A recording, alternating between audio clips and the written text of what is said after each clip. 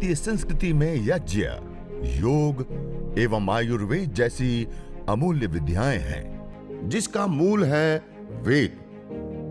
इतिहास की ओर दृष्टि डालें तो भगवान राम, भगवान कृष्ण से लेकर राजा महाराजाओं, ग्रामवासियों व अरण्यवासी ऋषियों की कुटियों तक नित्य व नैमित्तिक यज्ञों का प्रचलन देखने को मिलता है।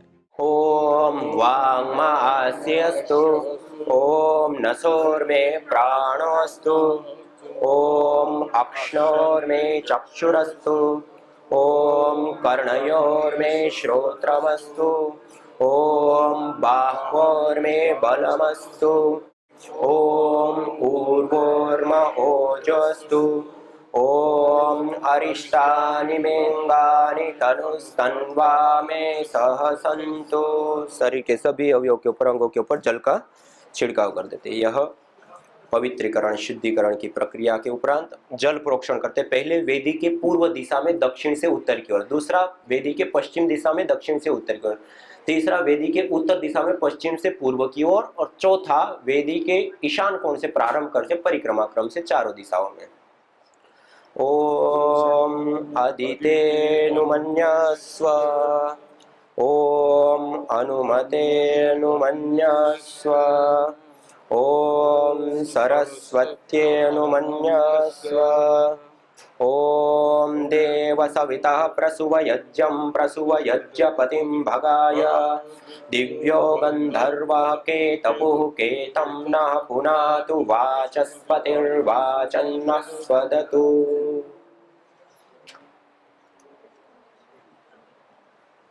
ऐसे अभी मैं आपकी दिशा पूर्व दिशा है ऐसे समझ करके मैं आपके सामने क्रिया करके दिखा रहा हूं।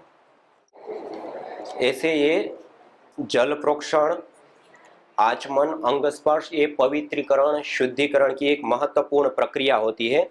वो प्रक्रिया को जब तक हम संपन्न करते तब तक में अग्नि अच्छे से प्रदीप्त हो गई। अब हम 4 आघारा वाज्य भाग आहुति देंगे, 4 घी की आहुति। पहली उत्तर दिशा में प्रदीप समिधा के ऊपर, दूसरी दक्षिण दिशा में प्रदीप समिधा के ऊपर, पश्चिम से पूर्व की ओर धारा बनाते और 2 हवन कुंड के बीच में ऐसे। ओम अग्नये स्वाहा, इदमग्नये इदन्नमम। ओम सोमाय स्वाहा, इदं सोमाय इदन्नमम। ओम प्रजापतये स्वाहा, इदं प्रजापतये इदन्नमम। ओम इंद्राय स्वाहा, इदमिंद्राय इदन्नमम। अब गाय के घी के साथ जो जड़ी बूटियां है उसकी भी 3 उंगलियां, मध्यमा, अनामिका और अंगुश, 3 उंगलियों के माध्यम से ऐसे थोड़ी सी मात्रा में जड़ी बूटियां लेते हैं। और जब हम स्वाहा बोलते हैं, मंत्र से पहले ओम बोलते हैं, तब श्रू के अंदर घी और हाथ में सामग्री लेते हैं। जब स्वाहा बोलते हैं तो स्वाहा के साथ सीधे हाथ से आहुति प्रदान करते हैं, घी की और सामग्री की थोड़ी थोड़ी मात्रा में। ओम सूर्यो ज्योतिर्ज्योति सूर्य स्वाहा। ओम सूर्यो वर्चो ज्योतिर्वर्च स्वाहा। ओम ज्योति सूर्य सूर्यो ज्योति स्वाहा। ओम सजुर्देवेन सवित्रा सजुरुससेन्द्रवत्या जुषाणः सूर्यो वेतु स्वाहा। ओम भूरग्नये प्राणाय स्वाहा, इदमग्नये प्राणाय इदन्नमम। ओम भुवर्वायवे पानाय स्वाहा, इदं वायवे पानाय इदन्नमम। ओम स्वरादित्याय व्यानाय स्वाहा, इदमादित्याय व्यानाय इदन्नमम। ओम भूर्भुवस्वरग्निवायुवादितेभ्यः प्राणापानव्यानेभ्यः स्वाहा, इदमग्निवायवादितेभ्यः प्राणापानव्यानेभ्यः इदन्न मम। ॐ आपो ज्योतिरसोऽमृतं ब्रह्म भूर्भुवस्वरों स्वाहा। ॐ या मेधां देवगणा पितरश्च उपासते तया मामद्य मेधयाग्ने मेधाविनं कुरु स्वाहा। ॐ विश्वानि देव सवितर्दुरितानि परासुव यद्भद्रं तन्न आसुव स्वाहा। ॐ अग्नेनय सुपथाराये अस्मान् विश्वानि देव वयुनानि विद्वान् युयोध्यस्मज्जुहुराणमेनो भूयिष्ठान्तेन मौक्तिं विधेम स्वाहा। ॐ भूर्भुवस्वः तत्सवितुर्वरेण्यं भर्गो देवस्य धीमहि धियो यो नः प्रचोदयात् स्वाहा। ॐ त्र्यम्बकं यजामहे सुगन्धिं पुष्टिवर्धनम् उर्वारुकमिव बन्धनान् मृत्योर्मुक्षीयमामृतात् स्वाहा। ॐ सर्वं वै पूर्णत्वं स्वाहा। ॐ सर्वं वै पूर्णत्वं स्वाहा। ॐ सर्वं वै पूर्णत्वं स्वाहा। ॐ सर्वे भवन्तु सुखिनः सर्वे सन्तु निरामयाः सर्वे भद्राणि पश्यन्तु मा कश्चित् दुःखभाग् भवेत्। ॐ शान्ति शान्ति शान्ति। इस प्रकार हमने देव यज्ञ की आहुतियों के साथ साथ विशेष रूप से या मेधा की कामना के लिए, विश्वानि देव दुरितों को दूरों और सद्गुणों को प्राप्त करने के लिए, अग्नेनय सुपथ की कामना के लिए, और गुरु मंत्र, गायत्री मंत्र और महामृत्युंजय मंत्र, ये कुछ और विशेष आहुतियां भी हमने देव यज्ञ के मुख्य मंत्रों के साथ साथ विशेष आहुतियां भी हमने प्रदान की।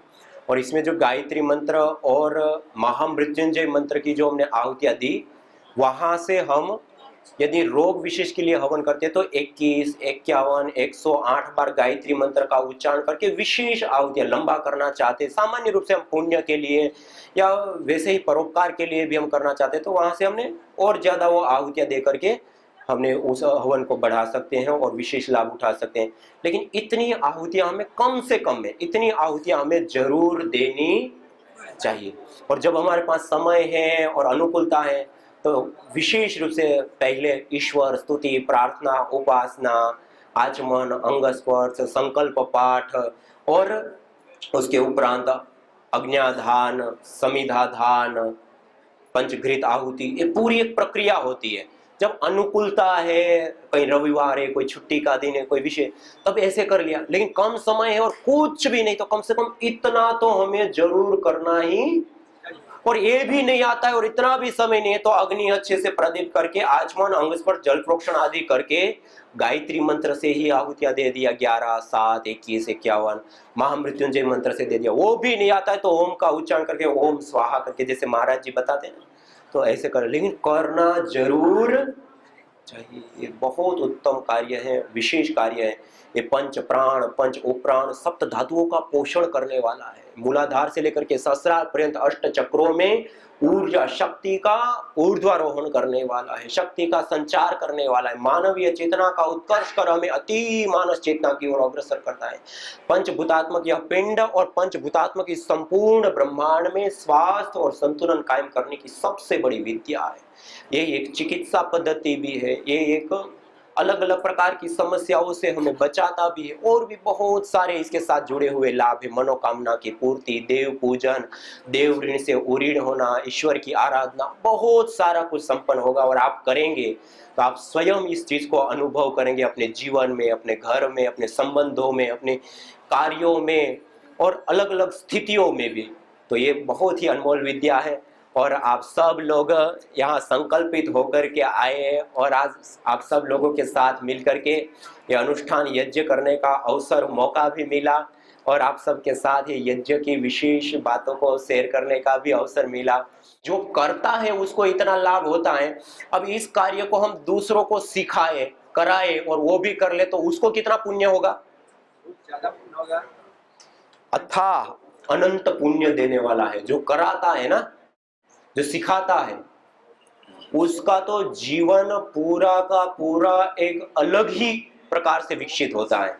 और हम सब लोगों का ये अथाह सौभाग्य कह सकते हैं कि परम पूज्य श्रद्धेय स्वामी जी महाराज और परम पूज्य श्रद्धेय आचार्य श्री जैसे महान ऋषि हैं और उन्होंने आज हम सबको ये अवसर दिया है अपने जीवन में करने का भी और लोगों को कराने का भी। ये भी हमारे लिए एक बहुत बड़े सौभाग्य की बात है और इस कार्य को हम विशेष रूप से एक निष्ठा पूर्वक करेंगे तो आप देखेंगे कि एक बहुत ही बड़ा विशेष हमें लाभ प्राप्त होने वाला है और इसको हम बहुत अच्छे से जीवन को भी और जगत को भी, दोनों को हम सुंदर बना सकते हैं। तो ऐसा ये कार्य है और चाहे चिकित्सा के रूप में देखो, चाहे प्रकृति के पोषण के रूप में देखो, चाहे देवी पूजन के रूप में देखो, चाहे मनोकामना की पूर्ति के रूप में देखो। ये देखिए, ये जैसे हवन किया ना, अब रोग विशेष ये लिए करते हैं ना, तो ये जैसे अंगारे हैं ना, ये देखिए पूरे शांत हो गए हैं, निर्धूम अंगारे हैं, पूरी आग। अब इसको क्या करते हैं, ऐसे 5-5 में कर देते हैं, नजदीक नजदीक में। पहले तो हमने गैप रखा ना, तो गैप रहा, हवा मिले, अच्छे से प्रदीप्त हो, उसमें आहुतियां देनी थी। अब कैसे करेंगे, सबको एक समान 5-5 में लगा देंगे, बिल्कुल नजदीक नजदीक में, कि बीच में हवा ही ना जा पाए। ये निर्धूम अंगारे अग्नि, इसको कहते हैं ब्रह्माग्नि। क्या कहते हैं? हाँ। अब ये जो अंगारे हैं ना, ये 3 घंटे तक नहीं बुझेंगे। यदि गाय के गोबर के उपले के और थोड़ी थोड़ी देर में गुग्गुल या ये डालते रहे, 2-3 घंटे धुंधली चलती रहेगी। अब जैसे ये रोग विशेष की जड़ी बूटियां है, उसी में समान मात्रा में गुग्गुल और गाय का घी मिला करके और फिर धुनी करते हैं। तो ऐसे थोड़ा सा गुग्गुल आदि डाल करके मैं पूरा वो कर रहा हूँ, आप थोड़ा एक स्थान पे रख देते तो हल्की हल्की धुनी निरंतर चलती रहती है ऐसे। तो अभी आप सब लोगों तक थोड़ी ही देर में सुगंधी आएगी।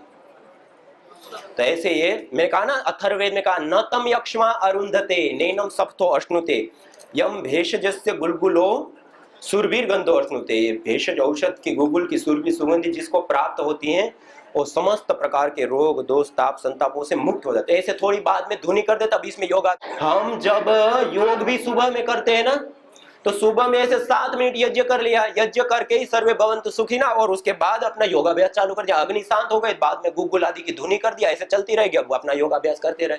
शुरुआत की 7 मिनट यज्ञ के साथ कर सकते हैं हम, यज्ञ पूर्वक योगाभ्यास, रोगानुसार यज्ञ, रोगानुसार योगाभ्यास, ऐसे भी हम विशेष रूप से कर सकते हैं।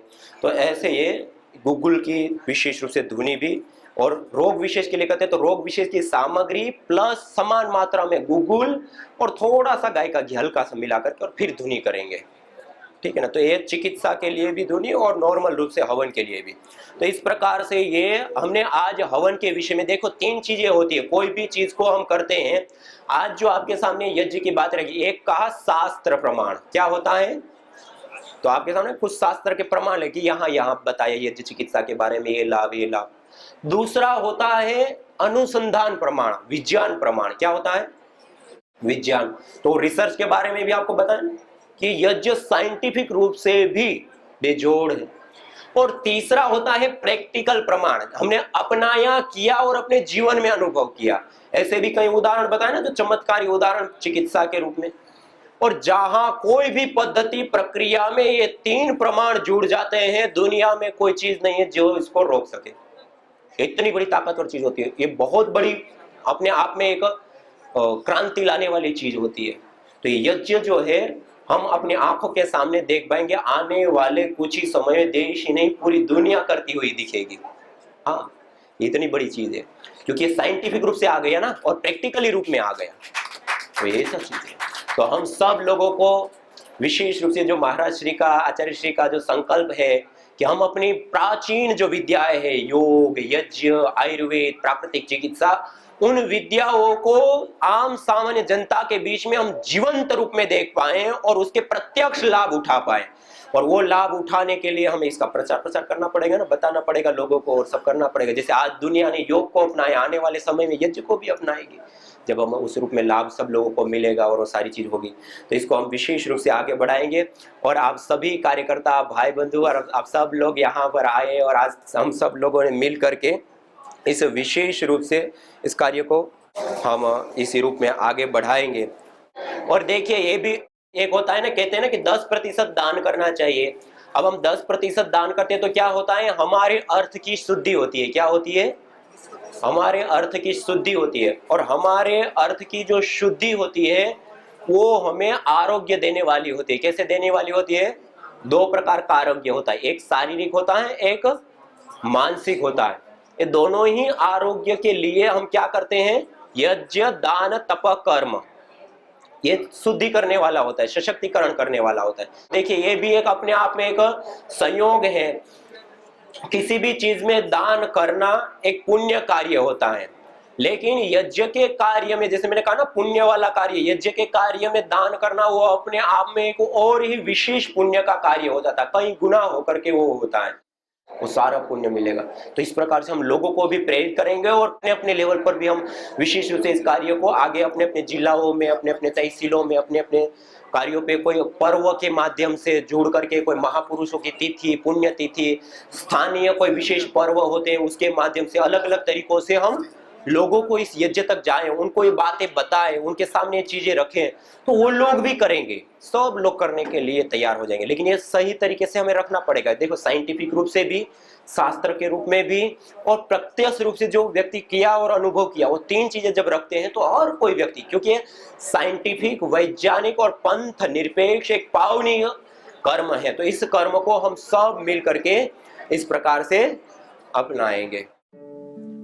न होता प्रदूषण और रोगों का वार, करते यदि यज्ञ योग पेड़ पौधों का विस्तार, यज्ञ योग पेड़ पौधों का विस्तार, यज्ञ शिष्टा सिनः संतो मुच्यन्ते सर्वकिल्बिषैः, भुञ्जते ते त्वघं पापा ये पचन्त्यात्मकारण। अर्थात जो यज्ञ शेष बचे हुए अन्न का पान करते हैं, प्रसाद को प्राप्त करते हैं, प्रसाद को ग्रहण करते हैं, वह मुच्यन्ते सर्वकिल्बिषैः, सभी प्रकार के पापों से, दोषों से मुक्त हो जाते हैं। भुञ्जते तु त्वघं पापा ये पचन्ति आत्मकारणा, जो केवल अपने पेट की आपूर्ति के लिए अन्न को पकाते हैं, वह अन्न नहीं अपितु पापी लोग पाप का भोग कर रहे हैं। संडे के दिन अपने घर में हवन करके फिर उसके अंगारे पर थोड़ा घी और गूगल डाल करके, ये गूगल सबको दे रहे हैं। अभी मुझे खुशी है, लगभग 10,000 से ज्यादा हवन कुंड और 10,000 ये छोटा, ये तांबे वाला भी दे रहे हैं, और जो है 50-100 रुपए में आपको मिट्टी वाला भी दे रहे हैं। अभी सब लोग यहां से जाते समय जो हवन कुंड लेकर के नहीं जाएंगे उनको पाप लगेगा। ठोको ताली अपने लिए, सबको पुण्य का भागी होकर के जाना है। हवन कुंड लेकर के जाओ। ये गिफ्ट में भी यही देते हैं। इस बार मैंने अभी पहले तो कॉर्पोरेट मेंबर्स को दिया था, जो भी कॉर्पोरेट मेंबर हैं उनको सबको हवन कुंड दे रहे हैं, हम सबको दिया। इस बार दीपावली पर मैंने अपने स्पेशल ब्लेसिंग्स के साथ में, आप लोग हवन करो घर में, हर घर में हवन होना चाहिए। अच्छा बताओ, चलो मैं किसी के साथ कोई तो उपमा दे करके किसी को ऊंचा नीचा नहीं बताना चाहता, मैं तो कहता हूं सप्ताह में 1 बार ही हवन कर लो बावलो। कितनी बार? सप्ताह में 1 ही बार कर लो। और जो बीमार हैं वो रोज कर लो, तुम्हारी प्राण निकले जा रहे और तुम्हारी जीवन मिल जाएगा। तो अब संडे के दिन कितने लोग हवन करेंगे? जरा हाथ उठाओ। बाकी क्यों नहीं उठा रहे? थारे हाथ टूटे पड़े, उठाओ सब। और ये डॉक्टर भी हवन करेंगे, इसने तो उठा लिया बिना कहे, कनक ने और पूर्वा ने। हमारे सन्यासी तो सभी करते हैं। डॉक्टर साहब आप भी करते हो ना? सलील जी भी करते हैं। सबको हवन करना है, ये मेरा आदेश है, ये गुरु की आज्ञा है, एक सन्यासी का आदेश है तुम्हारे लिए, मानना चाहिए। जो सनातन धर्मी किसी योगी सन्यासी की बात नहीं मानता, वो कैसा सनातन धर्मी? और तुम्हारे कल्याण के लिए कह रहा हूं, मैंने तो ये नहीं कहा कि मेरी पूजा पाठ करो, मेरी आरती कर करके मेरी दाढ़ी यहां नाभि तक थी, फूक करके यहां तक ले आए। आरती उतारते उतारते फिर भक्ति में यहां तक आ गई। तो फिर मैंने लोगों को कहा, चित्र नहीं चरित्र की पूजा करो, व्यक्ति नहीं व्यक्तित्व की पूजा करो। जो मैं कह रहा हूं वो करो, जैसे मैं जी रहा हूं वैसे जी। यह हवन कुंड सबको दे रहे हैं, कितना सुंदर लगता है। किसी को गिफ्ट भी दो तो अच्छी लगती है, गिफ्ट इसी का दिया करो ना। किसी की शादी की वर्षगांठ है, किसी का जन्मदिन है, किसी के और पवित्र पवित्र दिन आते हैं, ये पूरा देने में भी बहुत सुंदर लगता है। अब 10,000 से ज्यादा तो हमने भिजवा दिए सामग्री के साथ। ये सामग्री देखो उधर रखी हुई पूरी, ये पूरी ये सामग्री, हवन सामग्री 10 तरह की सामग्री है, 11 तरह की। ये सामग्री के साथ जो है ये सब, ये छोटी सी बात है। जब अब मैं इसको रोज करता हूं, जब तक उसके बारे में 1 घंटे तक ना भाषण दूं, तब तक तुम्हारे दिमाग में घुसता ही नहीं है। ये आदमी इतना नासमझ, इतना नादान, इतना बेहोशी में रहता है, इतना चीजों को इग्नोर करता है। तो ये हवन कुंड और ये सामग्री इतनी जबरदस्त है। एक बार अभिनंदन है हमारे इन सारे सन्यासियों का भी, योगाचार्यों का भी, जो 21 हवन कुंडों पर बैठ करके आपको ओ योगाग्नि में, यज्ञाग्नि में तपाते रहते हैं और आपके जीवन के पुण्य बढ़ाते रहते हैं। यहाँ कुछ उपचार तो आपका अनजाने में हो रहा है। ऐसे ही ये महातीर्थ है, निरामयम योगग्राम पतंजलि योगपीठ। क्या है बोलो? महातीर्थ। यहाँ योग होता है, यहाँ यज्ञ होता है, यहाँ गौ सेवा होती है, यहाँ वेदाध्ययन होता है, यहाँ सनातन धर्म के सारे तत्वों का अनुष्ठान किया जाता है। यज्ञ भारतीय संस्कृति का मूल है। तो आइए हम संकल्प लें, संसार के श्रेष्ठतम कर्म यज्ञ को अपनाएं। पिंड और ब्रह्मांड में संतुलन कायम करने वाले यज्ञ को अपने जीवन का अभिन्न अंग बनाएं एवं प्रकृति मां के प्रति अपने ऋणों को अदा करें। विश्व स्वास्थ्य का एक नारा, यज्ञ से होगा जग उजियारा। भारतीय संस्कृति की अमूल्य विरासत यज्ञ की महिमा को जानने हेतु वैदिक चैनल पर प्रतिदिन प्रातः एवं सायं 11:30 बजे यज्ञ महिमा कार्यक्रम से जुड़े। विशेष जानकारी हेतु संपर्क करें।